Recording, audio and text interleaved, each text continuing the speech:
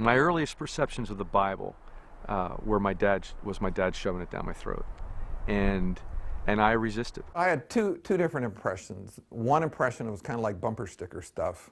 You know, Jesus loves you, you're going, whatever. I thought they were a little cult-like.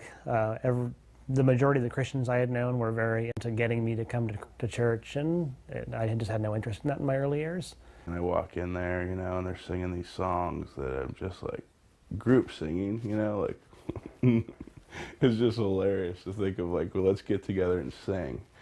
Like, I just never in my life had ever done that, and I don't understand why you would. And then they're singing funny songs like, you know, God's alive, I feel him in my hands, and they run around and touch each other, and I was like, this is a cult, you know, these people are crazy. I used to think of the Bible, I can remember this clearly in like junior high, senior high. I used to think of it as like the book to keep me from having fun.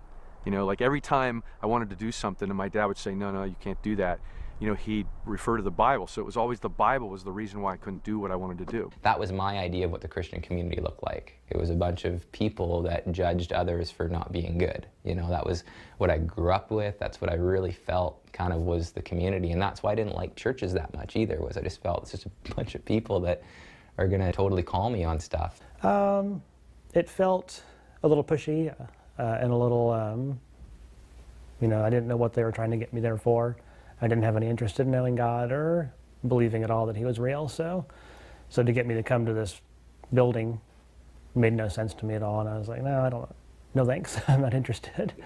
Yeah. And they'd persist, and it just put me off quite a bit. I don't know, like, from what I remember from church was like, I remember donuts, and I remember like a weird pastor. Because we never went to church growing up at all. We went one time, you know, and on Easter my dad made fun of the songs and sang like he was an opera singer, and so I just wet my pants and you know, just giggling the whole time. Yeah, I think I, from a young age, had a pretty vivid picture of God as kind of the big guy in the sky, kind of, you know, he's up there, he's kind of distant, he cares about me, but I guess like my perception was just this like sort of Santa Claus type of person. It was more fictitious than something I had ever experienced as far as like a presence or that I knew how to wrap my head around.